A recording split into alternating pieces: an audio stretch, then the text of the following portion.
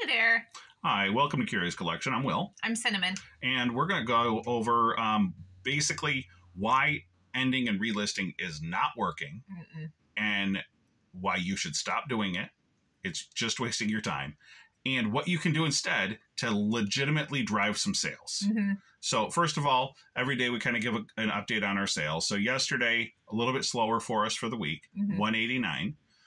We're about we're about an hour before noon right now, and we're at $87. Our sales month over month are up 13%. So we're going to take that slower day yesterday, we're going to take it with a smile, and we're going to continue to move forward because we know that we're working in the right direction. We're growing organically, and while it's easy to be impatient because I want, $1,000 days every day, that's not where we are in our business, and so we're just going to accept that we're growing, and that's okay. So what I want to talk about is the fact that end and relist, or end and sell similar, is no longer working. We had found as a community back October of last year with that update that if you basically anything that was an older listing, older than say 30 days, you wouldn't be able to see it, find it, anything on the platform. And so by ending and selling similar, you were actually able to bring life back into that item. It was re-indexed under the new search criteria at the time, and it worked. It worked very well. It did. I suffered for 2 weeks with no sales and started getting sales day one. And that continued all the way up until, I would say, almost June of this year. We were seeing promising changes. Yeah, those items, it was very easy to see that we'd get sales on those items that were specifically, oh, yeah, we just relisted that today. But unfortunately, that's not working anymore. Right. I know some people said that stopped working for them back in April.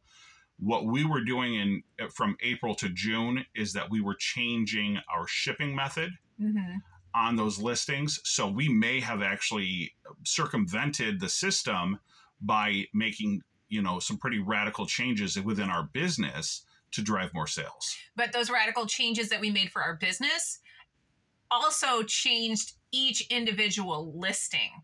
So, it could be that making those big changes to that listing instead of just no changes, sell similar, that may have been why we were still seeing those results. Right. So basically, to start with, what are we talking about? Why would we not want to do the end and sell similar, or end and relist even? To start with, we've looked into our traffic virtually for the last month every day. We're at 30% offsite traffic. So Google, Facebook, Pinterest, wherever you have your items listed to for advertising purposes, when you end those items, you used to come to a page that would show you the listing, let you know that the listing had been ended by the seller, and that if you clicked on this link, you could see a similar item from that seller. So you still had the ability to purchase that item if you found it from Google. Now, when you click through, you get to a page that says from eBay that says, oops, we've looked everywhere. Yep, it's gone. And that's it. That's it. The end. There's no, hey, look at the seller's other items. Right. Or there's hey. no advertising attached to this page. It is just basically the most boring, blue and white death page that you could ever imagine. Might as well say 404 on it. So the changes there immediately. If you're ending the item and you cannot get to it once it's ended on Google, I've done this on some of my items that I'll do comps on. I'll go to Google, I'll find 50 items that are eBay listings, click on them, and they are dead links. Yeah. So unless you want all of your products to be a dead link somewhere, you need to stop. Well, and with a third of your listings coming from, off platform, coming from Google, that's a third of your sales. For our store, 30% of traffic coming from Google is the equivalent of what we get in promoted listings. The difference is the Google search result is targeted and you're not paying extra for it. Mm-hmm. It's a targeted listing. The person is actively looking for that product. Whereas we should really talk about this a different day on the promoteds, but the promoted listing, they're throwing your listing, attaching it to random stuff. Yeah. People that they think have bought something similar in the past, whatever. We will talk about that in the future. So I'm gonna let it go because that right there is a rant and a tangent that will take me all day. So what else did we say we could do here? To fix our sales? Well, we want to maybe add some item specifics. I know that that's a big one for a lot of people, is that they don't want to add item specifics because it takes forever. And some of them are really, really dumb. I sell jewelry. So I'm sitting there and I have my jewelry. This is one of my pet peeves. And it will say, what's the stone? The main stone. Okay, well, this is just a silver necklace. No stone. Oh, okay. Well, what's the secondary stone? No stone. How many diamonds does it have? No stone. How many gemstones? No stone. What color is the main stone? There's no stone. So why do I have to ask? Why do I have to answer 73 questions about the stones when I've already said that there's no stones? And that's just one thing in those item specifics. They ask for things that you don't even know what they're talking about, but they want those answers. Right. So to begin with, if you don't know what they're talking about in the item specifics, you do have to educate yourself. You do need to find out, if it's a topographical card, for a postcard, what is that? What does topographical mean? For some people, they don't even have a clue. So we do need to do better as a community to understand what these item specifics mean. And the reason that we want to check them, even though it is an incredibly time-consuming process, is that the changes that were made in the system starting back in April are utilizing your item specifics as well as keywords. Prior to April, they were primarily just using keywords in your title. Okay? So if you're not clicking the box, and I actually had this happen in our store, where I was actually searching through our store, and I typed in 1987. Now, I would expect that every listing I have with 1987 would come up. But there were some items that actually had different dates associated to them. The title had 1987, but the item specific was a different year. Or, conversely, it was a 1985 item, and it had 1987 checked in the item specifics. So if you're having problems with your items being found, you're not getting any views on it. It could be that you don't have the item specifics checked. You've checked them the wrong way, so you're not getting the same traffic that you would. I was looking at a photograph, looking for a specific type of photograph on the Google engine, and I noticed that I kept getting all of these more or less graphic images of women, which is not something that I was looking for. No, you said you were looking for World War II. No, it was boxing. Oh. I have a photograph, an antique photograph of boxers from the 1920s, and I was trying to find another similar type of photograph so that I could just put a value to it, figure out why isn't mine selling. And I found a series from one specific person. They had checked every single item specific as to what the information on that photo was. So it didn't matter what search criteria you put in, that photo was going to come up. Now, I'm not suggesting that anyone do that. No, because that's not honest. It's not honest. You're going to be putting your item in front of people that have no interest in it.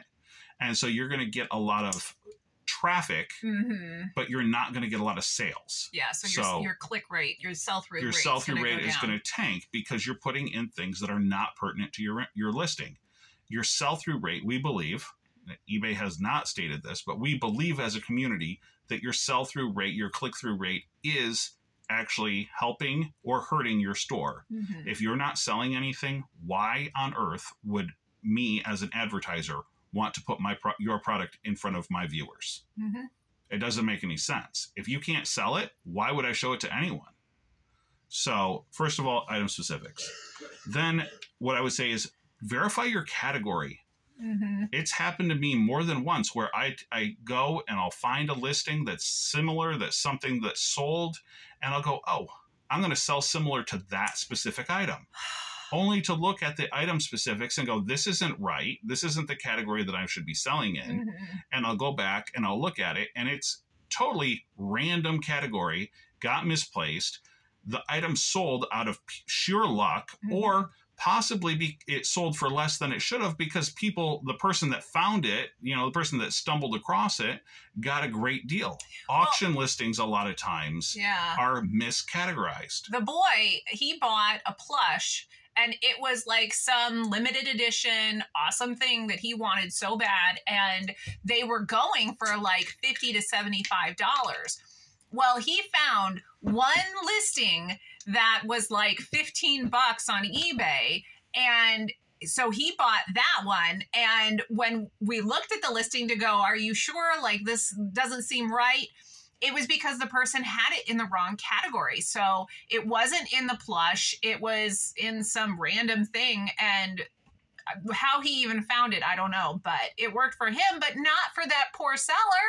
Right. So again, eBay has basically, they're putting more emphasis on the item specifics. It's helping the search engine search faster. So we definitely want to utilize those item specifics as much as we can in the correct category. The last thing you want to do is make sure that you're using the description box. eBay, people want to know. eBay actually, when they just talked about their use of AI, was stating that they've increased the amount of words in the description box by 30%. Now, I'm not an advocate for the AI description. I think it's a bunch of nonsense. I think it's a flowery. I think it's a word salad. It doesn't really tell you anything new that the item specifics don't. Although, keep in mind, people don't look at the item specifics. They look at the title, they look at the pictures, and then they scroll all the way down past the condition, right to the description box. So if there's something maybe less than 100 on your listing, I would say put it in the condition box and in the description. That's going to increase your description box. The title should be in your description box. eBay used to use their search engine and search the description box as a secondary place to find words that would match to bring you search results. I believe they have stopped doing that, but I don't think it's any less important. So overall, we just want to make sure that, like, when you go through, instead of doing the sell similar, the end and sell similar, just take your time to actually look at, those listings. Instead of the time that it would take for you to end and sell similar, just pick some listings, go through, make sure that they have good photos, make sure that they have good description, make sure they have all the clicky box stuff, so that listing is now a much stronger listing. Yes. Just to touch on photographs for a moment, keep in mind, please, eBay has been very clear that the background in your photographs needs to be a neutral background. Google would prefer white. It's easier for their lens to do a search on images. You want to reduce or eliminate the amount of white backdrop in your listing to less than 15% if possible. The reason that this is all important is because we just said at the beginning that 30% of your traffic potentially could be coming from Google. If Google is not showing your listing because they don't feel that the photograph is appropriate for what the description is, they're not going to show it. You're automatically, before you even have a chance, you've already tanked your listing because you didn't have the photos that met the Google standards. Okay. I know that this is all very deep, but this is, from a seller that we've got 13,000 items and this is our experience. So if you've only got 50 listings, then, this might be an opportunity to go back, drill down into those listings, perfect them, and start seeing some better success. Yeah. Okay. So also, you may want to change your shipping method. That's what we were doing when we were still doing the ending and sell similar back in April, but we were changing all of the shipping methods to free shipping. eBay has implied that they are going to give preferential treatment to those who have free shipping. So you add an extra $4 to your cost, depending on the item, of course. Like I said, we sell smalls. That will cover your shipping cost, or $5, whatever your shipping cost is. It makes the customer is expected anyway. Amazon has completely changed the way that e-commerce is done. People expect free shipping. I mean, we've talked with his aunt. Oh, I only sort through free shipping because she's not going to pay for shipping. It doesn't matter that we know you can sort highest to lowest, including shipping. She still wants free shipping.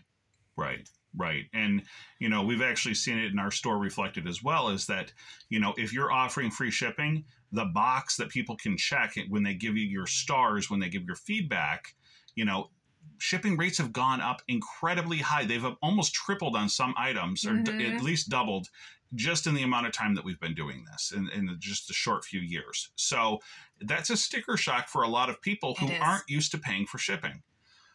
If you integrate that into the cost of the item, you should still be in line on your price point to everyone else in the category. Mm-hmm. Just make sure that you've made those adjustments in the price, offer the free shipping, and then to tag onto that, offer free returns. And I know that for a lot of people out there, that's a scary prospect, especially if it's something that's, maybe it's $20 to ship. For us in Florida, to ship to LA, a 4-pound item, it's going to cost around $20. Mm-hmm. So the idea that somebody is going to decide, oh, well, I got this item and I don't like it. And it happens. And it does happen. It does. It does happen. And it hurts your heart every time. Right. But the goal, though, is sales. Mm-hmm. If they never bought it, you're never going to find out if they didn't like it. Yeah. And again, we've had other customers who have told us that they don't buy from people who don't have free returns. Right. Right. And these are people that they've never returned anything to us. Right. But they appreciate the fact that it's there. Yeah. We also know as sellers, and if you are unaware of this as a seller, all they have to do is file an item not as described, and you will be forced to refund the money. And they're not the person's not even required to send it back to you. At least if you offer free returns, they'll send it back. They will send it back if they want their money. And the other thing about free returns is that sometimes people will say that they want the return and they'll start the file return process, and then they'll change their mind because they don't actually want to send it back or lose the item. They just wanted the money back. Right. They wanted a refund. They wanted. And we're like, sure, go ahead. You go ahead. Right. And there's a free label. Just go ahead and send it back to us, and we'd be happy to return everything. And they're like, well, I think I changed my mind. I'll go ahead and keep it. Right. So, and again, if you can automate that system, you don't have to be directly involved in returns. Our store is set up to automatically send a label to them. Mm-hmm. So we don't actually have to be involved with that. Mm-hmm. We get a notification from eBay saying, hey, the customer has requested a return. Return's been approved. They have a label. They have 30 days, 45 days, whatever the period is. It seems like forever. I think they get 15 days to ship it, and then they get 30 days from the date of purchase. I don't know what it is. Yeah, it's a long time. It is a long time. And until they send it back, you get to keep your money. Mm-hmm. So again, it's not as big a deal as what people want to make it out to be. Think about it. Amazon does free returns, and it's super simple. You just take it to a UPS store or whatever you do. People expect it. So they're not going to shop where they can't have that guarantee, that comfort zone. Right. Yeah. I worked in a retailer for over 20 years. There was never a time that a person brought something back within a reasonable period of time. And when I say reasonable, I mean like a year. Yeah. Yeah. They accepted returns forever. And they absolutely took the item back. And if they noticed abuse, which is the same thing you can do as a buyer, if they noticed a series of abuses, they were able to block that buyer from them, mm-hmm. from their business. And I would suggest if you notice that you have a series of returns from one person and it's abusive, that you go ahead and block them. Yeah. That is a tool that's available to you. You can also report them to eBay if you think something's going on that's a little bit nefarious. But for the most part, it's just people who change their mind and the thing is, we've all done it. Right. Well, I've bought the wrong items before, or we haven't had any items come back that have been broken. We had one person that tried to scam us, and we issued them a partial refund. So we were still able to issue the refund. They did send us, they had purchased some filters. Some refrigerator water filters, not really our normal business, but we got such a great deal on them that we decided to go ahead and sell it. The person had sent us back some generic garbage water filters that they were still sealed. So but they weren't what we sold them. They weren't what we sold them. They were an inferior product by all account. We ended up giving them a partial refund on it. We still made money on the deal, believe it or not. Right, because then we ended up selling the ones that they sent us back. So yeah, Yeah. So don't worry about it. Now, again, if you have if you're selling refrigerators on eBay and you can't do free shipping and you can't do free returns, that's completely understandable. But take a look at your at business it, model, see what works for you, and see if it is realistic. It very well may be. So then, what do we got left here? I think we've covered virtually everything. The last thing we have is Pinterest, Facebook, and any other marketing sites. If you're ending and selling similar, your items are also giving that same dead link that you'd get from Google. They are. So I post our items to Pinterest from our eBay store just to have more exposure out there.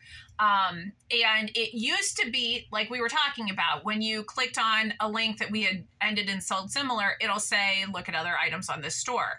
And now it only says, it looks like something's wrong.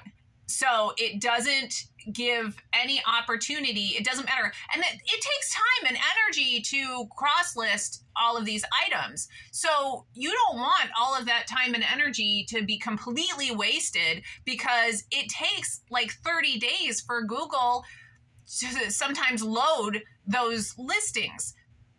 So if you're ending and selling similar every month or every 2 months, then you don't even have the opportunity for those listings to be able to come to fruition. So, I think it's really important that you're not wasting your time and your time. There's so much to do in this business. So, yeah. We want to be as effective as possible. We want to put those items out there, get them sold as quickly as possible and as efficiently. So, I thank everyone for stopping in. Please like and subscribe. And if we missed something on here, another thing as to why you don't want to end and relist, please let us know. Or if you think ending and relisting is working, tell us about it. Yeah. Thank you for stopping in.